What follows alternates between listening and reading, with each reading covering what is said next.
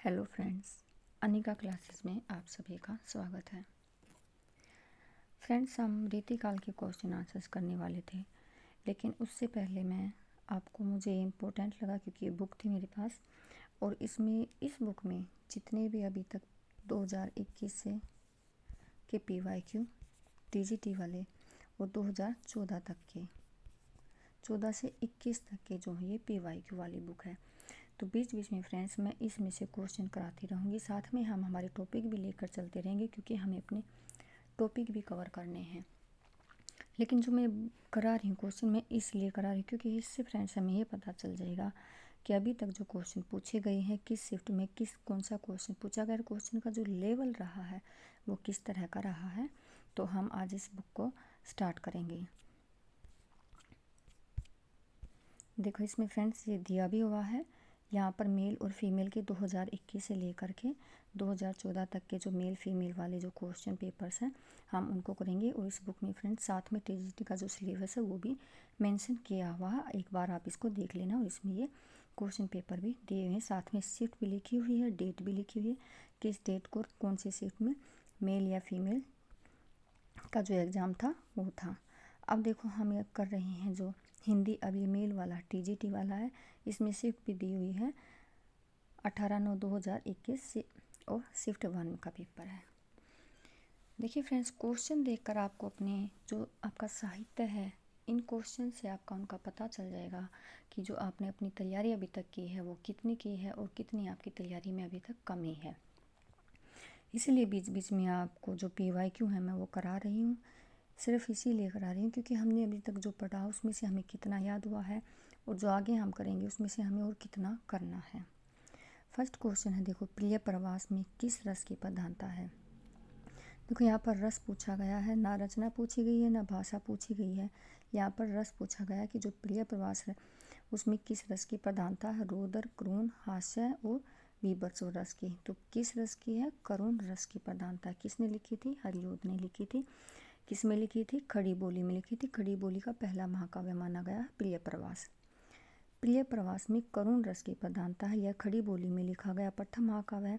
इसमें राधा और कृष्ण के सामान्य नायक नायिका के स्तर से ऊपर उठाकर विश्व सर्वे तथा विश्व प्रेमी के रूप में चित्रित किया करने में हरिओद ने अपनी मौलिकता का परिचय दिया है। ये इम्पोर्टेंट है। इसमें प्रिय प्रवास में मंगला प्रसाद पारितोषिक प्रदान किया गया था। कौन सा पुरस्कार मिला था, मंगला प्रसाद पारितोषिक। ये भी इम्पोर्टेंट है। रस भी इम्पोर्टेंट है, किसकी रचना, हरिओद की, ये भी इम्पोर्टेंट है। खड़ी बोली में लिखा गया था, ये भी इम्पोर्टेंट है। तो देखो साथ में इसकी व्याख्या भी दी हुई है, ये बहुत ही अच्छा है इसमें। अब इनके हरिओद के अन्य ग्रंथ देखो, प्रिय प्रवास 1914 में, पर्दा परशु 1925 में, चोपदे और चोखे चोपदे 1932 में, बोलचाल, रसकलश तथा वैधि वनवास 1940 ईस्वी में है। नेक्स्ट क्वेश्चन देखिए, आर्थर कॉनन डॉयल से हिंदी का कौन सा उपन्यासकार प्रभावित है। यानी कि जो आर्थर कॉनन डॉयल है किसको उपाधि मिली हुई है, हिंदी के किस उपन्यासकार को ये उपाधि मिली हुई है और किसने दी थी। तो गोपाल राम गहमरी, भारतेंदु हरिश्चंद्र, आचार्य चतुर्सेन शास्त्री और नरेंद्र कोहली। तो जो गोपाल राम गहमरी हैं इसको हिंदी में आर्थर कॉनन डॉयल की जो है उपाधि मिली हुई है। जो कवि थे आर्थर कॉनन डॉयल, इससे क्या किया है, रिलेट किया है। और ये उपाधि किसने दी थी, आचार्य रामचंद्र शुक्ल ने दी थी गोपाल राम गहरी को। अब हम इसके बारे में देख लेते हैं। हिंदी उपन्यासकार गोपाल राम गहमरी है, आर्थर कॉनन डॉयल से प्रभावित है। गहमरी ने हिंदी में देखो जासूसी उपन्यास लिखते थे। कैसे उपन्यास लिखते थे, जासूसी उपन्यास लिखते थे। और हिंदी का कॉनन डॉयल कहा जाता था। किसने कहा था, आचार्य रामचंद्र शुक्ल ने हिंदी का कॉनन डॉयल कहा था। आर्थर कॉनन डॉयल स्कॉटलैंड के एडिनबर्ग के निवासी थे। अंग्रेजी भाषा में जासूसी उपन्यास करते थे। जो आर्थर कॉनन डॉयल है वो अंग्रेजी में करते थे और गोपाल राम गहमरी हिंदी में करते थे। और ये इससे बहुत ज़्यादा प्रभावित थे, इसीलिए इसको क्या है, हिंदी का कॉनन डॉयल कहा गया है। और ये पेशे से डॉक्टर थे। कौन थे, आर्थर कॉनन डॉयल थे, वो क्या थे, पेशे से डॉक्टर थे।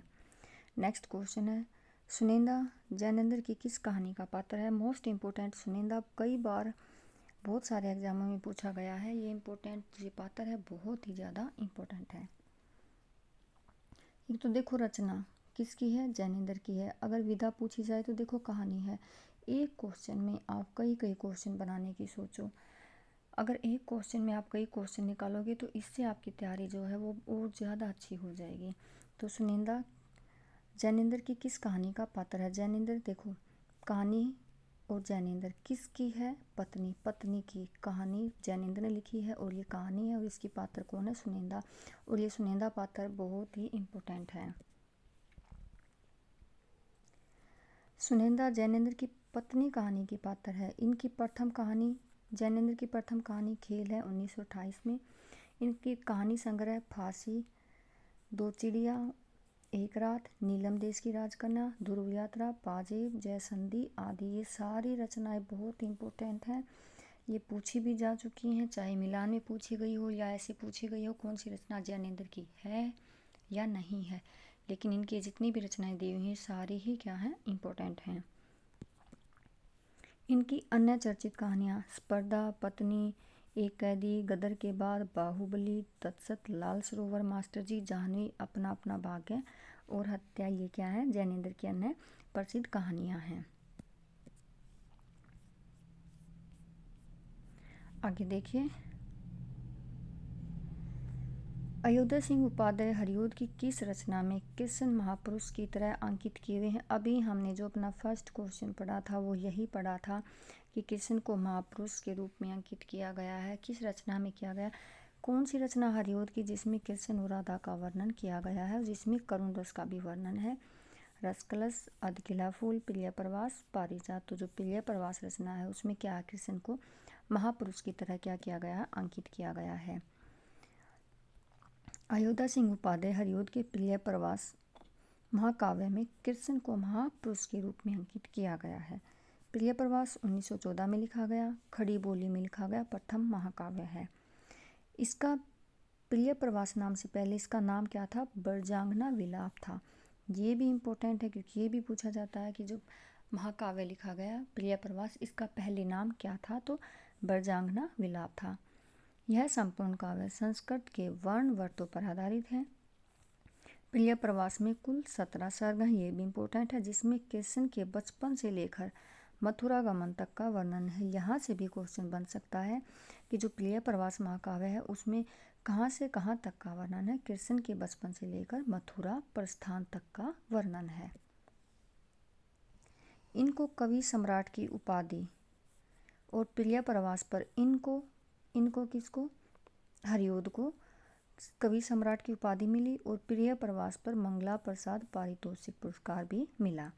इनकी अन्य रचनाएं रसकलश 1931 में लिखा, अधकिला फूल इनका क्या है? उपन्यास है। पारिजात 1937 में लिखा, कृष्ण शतक 1882 में लिखा, रसिक रहस्य 1899 में, प्रेम प्रपंच 1900 में, प्रेमाबू परश्रवण 1901 में, प्रेमाबू प्रवाह 1901 में, ग्राम गीत 1938 में, कल्पलता 1937 में, बोलचाल 1928 में, मर्म स्पर्श 1956 में, चोखे चोपड़े 1932 में, चुपते चोपड़े 1924 में और पदम परसून 1925 ईस्वी में लिखी गई हैं। देखो इस प्रैक्टिस सेट के माध्यम से एक फ़ायदा हमें यह, एक तो हमें PYQ का पता चलेगा, साथ में हमें जितना भी हम पढ़ेंगे, जितना भी हम बुक के थ्रू थ्योरी पढ़ेंगे, सारा निचोड़ जो है हमें यहाँ पर मिलेगा, क्योंकि जो क्वेश्चन दिए हुए हैं साथ में इनकी व्याख्या दी हुई। व्याख्या से क्या है, हमें जो रचनाएं हैं, हमारी रचनाएं हैं, जो सन है उनके बारे में भी क्या है हमें धीरे धीरे याद होता रहेगा, क्योंकि जो रचना है उनके सन बहुत कम याद होते हैं। रचना बहुत सारी हिंदी में, नाटक भी हैं, कहानी है, उपन्यास, निबंध है, तो हमें सब के सन याद नहीं होते। अगर हम इससे करेंगे तो मोस्टली क्या है, हमें रचनाओं के सन भी याद होंगे और हमें ये भी पता चलेगा कि कौन सी रचना किस रचनाकार की है। नेक्स्ट क्वेश्चन देखिए, निम्न में से कौन सा उपन्यास डॉक्टर रांगी राघव द्वारा नहीं लिखा गया है? यहाँ पर देखो नहीं लिखा गया है। मैंने भी बताया था कि रचना इसलिए दे रखी है, साथ में हम इसे ये भी पूछ सकते हैं कि कौन सी रचना इस कवि की है या नहीं है। बंदूक और बीन, देवकी का बेटा, पक्षी और आकाश, भाग्यवती। तो देखो अभी अलग से ही दिख रहा भाग्यवती। भाग्यवती रांगे राघव का उपन्यास नहीं। अगर आपको नहीं भी आता है, आपको अपनी भाग्यवती, परीक्षा गुरु जो पहले उपन्यास है ये भी पढ़ रखे हैं, तो आपको इनसे भी पता चल जाएगा कि कौन सा नहीं है। बंदूक की बीन, देवकी का बेटा, पक्षी और आकाश, ये तीनों रांगे राघव के हैं, भाग्यवती इनका नहीं है। भाग्यवती उपन्यास रांगे राघव द्वारा नहीं लिखा गया।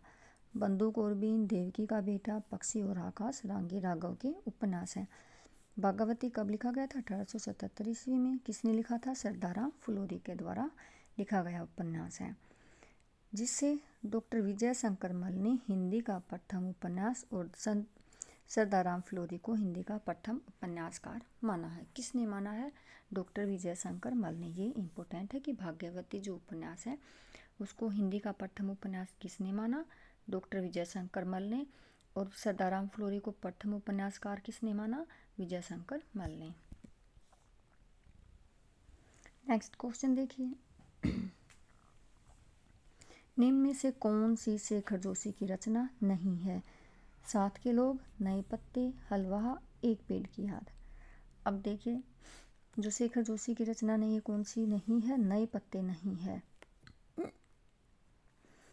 नए पत्ते हमारी किसकी है? निराला की है। अगर आपने आधुनिक काल में अभी पढ़ा हो तो ये क्या है? निराला की है। साथ के लोग, हलवा, एक पेड़ की याद, ये है शेखर जोशी की। नए पत्ते शेखर जोशी की रचना नहीं है। साथ के लोग, हलवा, एक पेड़ की याद, ये सभी रचनाएं शेखर जोशी की हैं, लेकिन जो नए पत्ते हैं वो किसकी है? सूर्यकांत त्रिपाठी निराला की रचना है। आगे देखिए, अच्छा बैक, नेक्स्ट क्वेश्चन देखिए, हिंदी में रिपोर्टाज का जनक किसे माना गया है? सभी को पता है, ज़्यादा डिफ़िकल्ट क्वेश्चन नहीं। अभी तक हमने जितने क्वेश्चन पढ़े हैं, ऐसा क्वेश्चन है ही नहीं कि जिनको हम नहीं कर सकते, क्योंकि जो क्वेश्चन अभी तक दिखे हमने क्वेश्चन पेपर में सारे रचनाओं से संबंधित हैं। सिर्फ हमें ये ध्यान देना कि कौन सी रचना किस कवि की है या नहीं है। ये जब मैं आपको भक्ति काल, रीति काल ये भी पढ़ा रही थी, तो तब भी मैंने आपको बोला था कि जो कवि है वो याद करने ज़रूरी है, किस धारा से संबंधित है, क्योंकि जो क्वेश्चन बनेंगे वो ऐसे ही बनेंगे, कौन सा कवि किस धारा से संबंधित है या नहीं है। आगे हम जब आधुनिक काल करेंगे तो उसमें भी जो भारतेंदु युग है, द्विवेदी युग है, छायावाद युग है, उसमें भी हम कवि ऐसे ही याद करेंगे कि क्वेश्चन जो बने कौन सा कवि भारतेंदु युग से संबंधित है या नहीं है, द्विवेदी युग से संबंधित है या नहीं। इस तरह से अब जो है क्वेश्चन पूछे जाते हैं, क्योंकि बहुत सारे कवि होते हैं, याद करने मुश्किल होते हैं, और जो एग्ज़ाम का जो लेवल है वो क्या है, अब हाई होता जा रहा है। हिंदी में रिपोर्टाज का जनक किसे माना जाता है? शिवदान सिंह चौहान, राम कुमार वर्मा, उपेंद्र नाथ अस्क और निर्मल वर्मा। तो सभी को पता है रिपोर्टाज के जनक कौन है? शिवदान सिंह चौहान है। और क्वेश्चन ये भी पूछा जाता है कि जो ये रिपोर्टाज शब्द है किस भाषा का से लिया गया है? तो फ्रेंच है या फ्रांसीसी भाषा, उससे लिया गया है। शिवदान सिंह चौहान को हिंदी में रिपोर्टाज का जनक माना जाता है। रिपोर्टाज फ्रांसीसी भाषा का शब्द है। हिंदी गद्य विधा के रूप में इसका आविर्भाव द्वितीय विश्व युद्ध के आसपास हुआ है। ये भी इम्पोर्टेंट है, कब हुआ? द्वितीय विश्व युद्ध के आसपास हुआ है। रूपाप पत्रिका के दिसंबर 1938 में प्रकाशित लक्ष्मीपुरा को हिंदी का प्रथम रिपोर्टाज माना गया है। किसको माना गया है? लक्ष्मीपुरा को माना गया है। और ये किस पत्रिका में प्रकाशित हुई थी? रूपाप पत्रिका में 1938 में। राम कुमार वर्मा ने पेरिस के नोट्स, निर्मल वर्मा का राम कुमार वर्मा का पेरिस के नोट्स, निर्मल वर्मा का प्राग 155, उपेंद्र नाथ अस्क का पहाड़ों में प्रेम संगीत प्रमुख रिपोर्टाज हैं। ये भी इम्पोर्टेंट है। राम कुमार वर्मा का रिपोर्टाज कौन सा है? पेरिस के नोट्स। निर्मल वर्मा का प्राग 155, उपेंद्र नाथ अस्क का पहाड़ों में प्रेम संगीत। ये क्या है? प्रमुख रिपोर्टाज हैं। नेक्स्ट क्वेश्चन देखिए, कुछ आप बीती कुछ जग बीती आत्मकथा के लेखक कौन है? राजेंद्र प्रसाद, गुलाब राय, चतुर्सेन शास्त्री और भारतेंदु हरिश्चंद्र। कुछ आप बीती कुछ जग बीती के जो लेखक हैं वो कौन है? भारतेंदु हरिश्चंद्र हैं।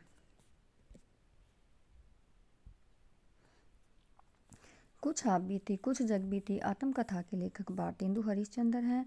अन्य लेखकों की जैसे अभी हम ऊपर दिए हुए राजेंद्र प्रसाद की आत्मकथा 1947 में, गुलाब राय मेरी असफलताएं आत्मकथात्मक निबंध है। 1940 में चतुरसेन शास्त्री यादों की परछाई भाग 1 1956 में, और मेरी आत्मकहानी भाग 2 1963 में। चतुरसेन शास्त्री की दोनों है, यादों की 12 परछाई और मेरी आत्मकहानी। सन 1941 में बाबू श्याम सुंदर दास कृत मेरी आत्मकहानी को हिंदी की प्रथम प्रसिद्ध आत्मकथा माना गया। ये इम्पोर्टेंट है, जो बाबू श्याम सुंदर दास कृत मेरी आत्मकहानी को हिंदी की प्रथम आत्मकथा माना गया है। हिंदी की प्रथम प्राचीनतम आत्मकथा अर्धकथा 1641 में ब्रज भाषा में बनारसी दास जैन ने लिखा था। इम्पोर्टेंट है कि हिंदी की प्रथम आत्मकथा कौन सी है, अर्धकथा नख है, और किसकी है, बनारसी दास जैन की है। नेक्स्ट क्वेश्चन देखिए, साकेत महाकाव्य के रचनाकार कौन है? जयशंकर प्रसाद, सुमित्रानंदन पंत, श्रीधर पाठक, मैथिली सेनगुप्त। तो सभी को पता है जो मैथिली सेनगुप्त के द्वारा लिखा गया है साकेत महाकाव्य। और साकेत का कई बार अर्थ भी पूछा जाता है कि जो साकेत है इसका अर्थ क्या है, तो इसका अर्थ है अयोध्या।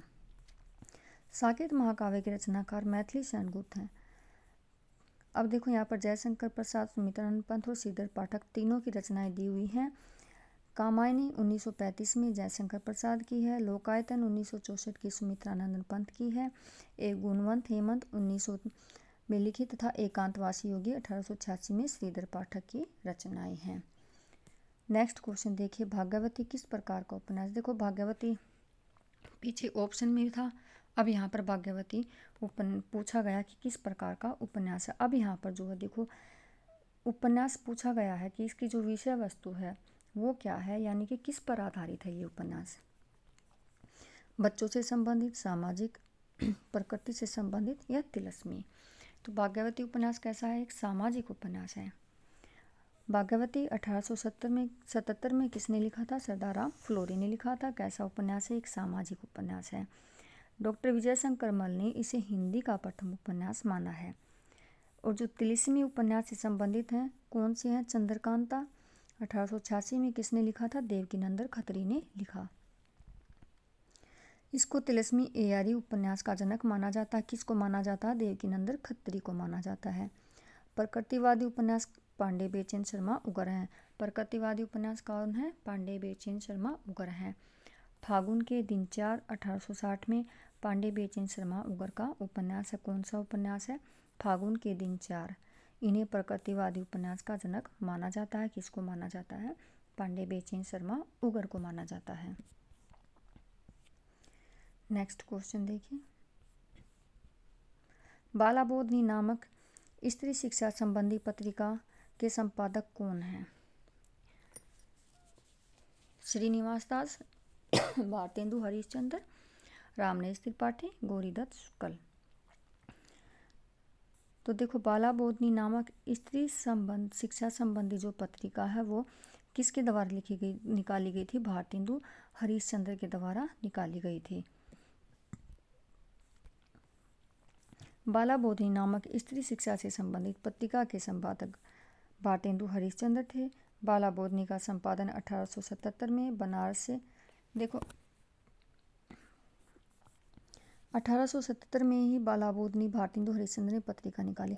1877 में ही हमने उपन्यास पढ़ा था, कौन सा था? भाग्यवती। आप ऐसे एक दो चीज़ों को जो जिनका सन एक जैसा है ऐसे भी आप उन रचनाओं को याद करोगे तो वो आपको ना बहुत जल्दी से याद होगा। क्योंकि जो मैंने रचनाएं याद की थी मैंने ऐसे ही की थी कि एक सन में, जैसे कि बालाबोधनी 77 में है तो भाग्यवती उपन्यास भी 77 में ही लिखा गया था। ऐसे ही जो उपन्यास जो रचनाकार उनके जो जन्म याद करोगे आप उससे ऐसे ही आपस में कोरिलेट करके याद करोगे तो वो आपके लिए ईजी होगा याद करने में। बालाबोधनी का संपादन 1877 ईस्वी में बनारस से भारतेंदु हरिश्चंद्र ने किया। इनकी अन्य पत्रिका कवि वचन सुधा 1868 में मासिक पत्रिका थी, पाक्षिक और साप्ताहिक भी थी। हरिश्चंद्र मैगजीन 1877 में ये मासिक पत्रिका और बनारस से संपादित होती थी। नेक्स्ट क्वेश्चन, निम्न विकल्पों में से कुछ संस्मरण एवं उनके लेखकों के जोड़े दिए हैं, हमें गलत विकल्प को पहचानना है। ज़्यादा अपनी कम पराई उपेंद्रनाथ अस्त की, मील के पत्थर रामवृक्ष बेनीपुरी की, 60 वर्ष एक रेखांकन सुमित्रानंद पंत की, चेतना के बिंब महादेवी वर्मा की। तो अलग से दिख रहा कि जो महादेवी की रचना वो चेतना के बिंब नहीं है। चेतना के बिंब किसकी है? नगेंद्र की है। हम व्याख्या देखते हैं। ऑप्शन हमारा डी होगा। चेतना के बिंब 1867 में नगेंद्र का संस्मरण है। देखो महादेवी वर्मा का नहीं है, संस्मरण है। किसका है? डॉक्टर नगेंद्र का है। ज़्यादा अपनी कम पराई उपेंद्रनाथ अस्त का, मील के पत्थर रामवृक्ष बेनीपुरी, पथ के साथ ही महादेवी वर्मा, 60 वर्ष एक रेखांकन सुमित्रानंदन पंत की है। नेक्स्ट क्वेश्चन है, निम्न में से कौन सा भीष्म साहनी द्वारा रचित नाटक नहीं है? मुआवजे, कबीरा खड़ा बाजार में, माधवी, पैर तले की जमीन। तो देखो मुआवजे, कबीरा खड़ा बाजार में, माधवी, ये तीनों भीष्म साहनी के क्या है? नाटक हैं। जो पैर तले की जमीन है ये भीष्म साहनी का नहीं है। पैर तले की जमीन भीष्म साहनी द्वारा रचित नाटक नहीं है। मोहन राकेश का अधूरा नाटक है। कैसा नाटक है? अधूरा है। किसका है? मोहन राकेश का। कबीरा खड़ा बाजार में 1981 में लिखा, माधवी 1985 में और मुआवजे 1993 ईस्वी में भीष्म साहनी के द्वारा लिखे गए नाटक हैं। झबरा कुत्ते का वर्णन प्रेमचंद की किस कहानी में किया गया? देखो इम्पोर्टेंट है, पात्र पूछा गया है। महातीर्थ, घासवाली, पूस की रात, नमक का दरोगा। तो सभी को पता, अगर आपने पढ़ी होगी या स्टोरी आपने सुनी भी होगी, तो जो पूस की रात है इसमें क्या है? झबरा कुत्ते का वर्णन किया गया, क्योंकि इसमें पात्र ही दो हैं। एक तो ये झबरा है और एक हल्कू है, जो रात में अपने खेत की रखवाली करते हैं। सर्दी का मौसम होता है। इसमें अगर आप छोटी सी कहानी आप पढ़ोगे तो आपको इसके पॉइंट भी याद हो जाएंगे। तो पूस की रात कहानी में झबरा कुत्ते का वर्णन प्रेमचंद ने किया है। अब यहाँ देखिए पात्र दिए हुए हैं। लेखक, कहानी और पात्र हैं। प्रेमचंद की महातीर्थ है, कैलाशी, मुंशी, इंद्रमणि, दाई, रुद्र, सुखदा, रुद्रमणि। अब घासवाली भी प्रेमचंद की है, मुलिया, महावीर, युवक चैन सिंह और बिरजू। प्रेमचंद की नमक का दरोगा है, इससे भी क्वेश्चन बनते हैं। पात्र से ही क्वेश्चन बनते हैं। बंशीधर, पंडित, आलूद्दीन। प्रेमचंद पूस की रात, हल्कू, मुन्नी, झबरा। मुन्नी का बहुत कम वर्णन होता है इसमें, हल्कू और झबरा कुत्ते का ही ज़्यादातर जो कहानी झबरा कुत्ते पर ही है। फ्रेंड्स हमने आज किए हैं 14 क्वेश्चन। अब हम जो करेंगे साथ में अपने टॉपिक भी लेके चलेंगे। रीतिकाल के जो हैं इम्पोर्टेंट क्वेश्चन हैं, अब हम उनको करेंगे। बीच बीच में हम जो ये बुक है इसको भी कंप्लीट करेंगे इस बुक को भी कंप्लीट ज़रूर करेंगे। एक दिन छोड़कर एक दिन ऐसे कर लेंगे। सिर्फ ये बुक दिखाने का मतलब जो जरिया है ये है कि आपको इससे पता चल जाएगा क्वेश्चन का लेवल, किस तरह से रचना याद करनी है, किस तरह से कवि याद करने हैं, और हमने जो अभी तक पढ़ा उसमें से हमारी तैयारी कितनी है। तो साथ साथ में हम अपने टॉपिक भी करते रहेंगे और हम इस बुक को भी कवर करेंगे। Thank you friends.